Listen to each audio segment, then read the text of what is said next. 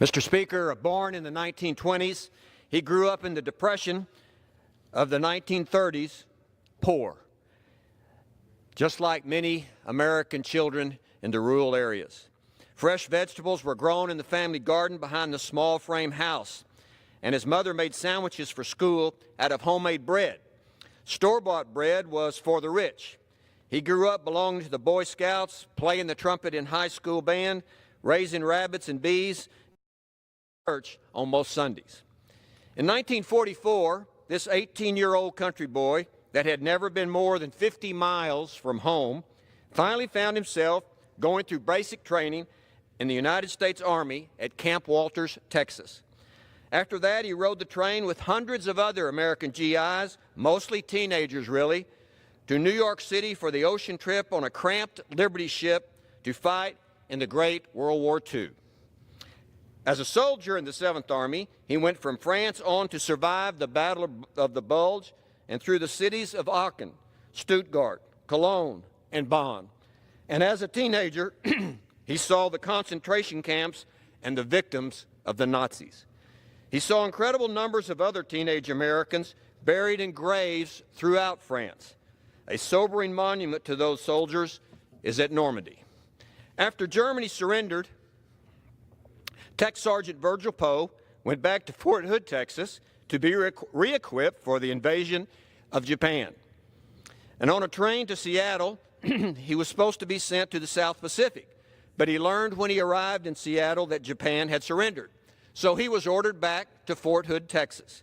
It was there he met Mom at a Wednesday night prayer meeting service at the Church of Christ.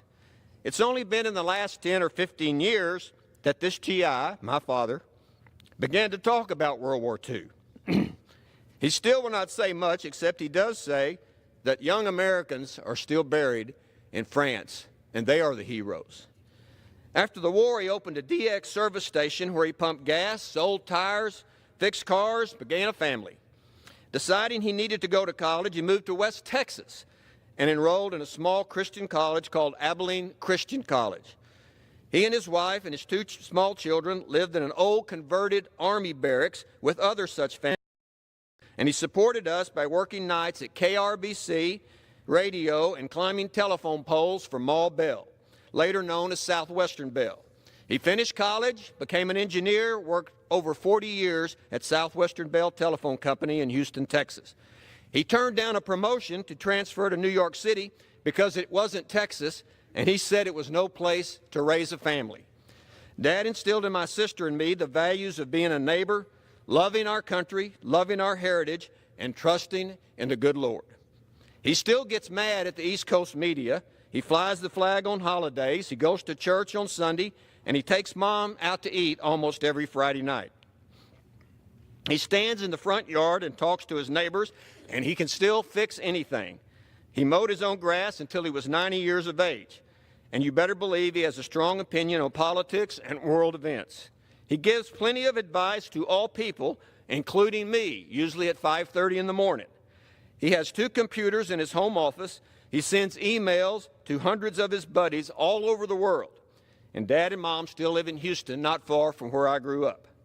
As we recognize those that served our country this week, we honor not only my dad, but all of those American heroes.